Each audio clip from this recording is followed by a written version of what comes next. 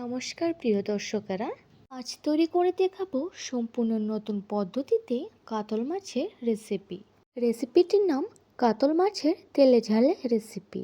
এই রেসিপিটি খেতে যেমন খুব মজার, তেমনি তৈরি করাও খুব সহজ। আচ্ছা, তাহলে চলো দেখিয়ে নিই এই রেসিপিটি তৈরি করতে কি কি লাগছে। এর জন্য প্রথমে লাগছে কাতল মাছ। এখন কাতল মাছের পিসগুলিতে একে একে মশলাগুলি দিয়ে দেব।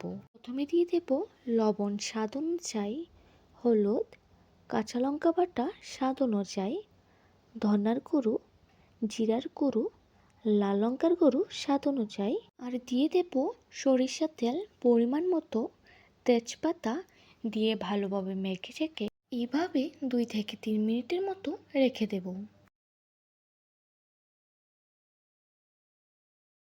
2 থেকে 3 মিনিট পর কড়াইতে তেল দিয়ে দেব গরম হওয়ার জন্য। এখানে আমি সরিষার তেলই ব্যবহার করেছি। তেল গরম হয়ে গেলেই সোমবারে মেথি দিয়ে দেব। দিয়ে একটু নেড়ে চেড়ে সেই মশলাপাতি দিয়ে মেখে রাখা মাছের পিসগুলি একে একে দিয়ে দেব।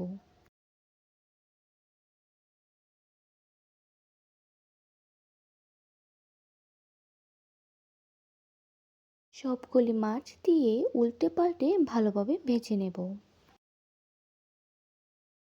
মাছগুলি ভাজা হয়ে গেলেই এর মধ্যে পরিমাণ মতো জল দিয়ে দেব। জল দিয়ে কিছুক্ষণ নেড়ে চেড়ে ফুটিয়ে নেব। ফুটে আসলেই কিছুক্ষণ নেড়ে চেড়ে এভাবে একটু রেখে নামিয়ে নিলেই তৈরি আজকের আমাদের রেসিপি। এই রেসিপিটি গরম গরম ভাতের সাথে খেতে ভীষণ ভালো লাগে। আশা করি আপনাদের কাছেও খুব ভালো লাগবে। ভালো লাগলে ভিডিওটা অবশ্যই লাইক আর শেয়ার করে দেবেন। এমন আরও নতুন নতুন ভিডিও পেতে আমাদের চ্যানেলটাকে সাবস্ক্রাইব করে পাশে থাকবেন। আবারও দেখা হচ্ছে পরের ভিডিওতে। সবাই ভালো থাকবেন, সুস্থ থাকবেন। ধন্যবাদ।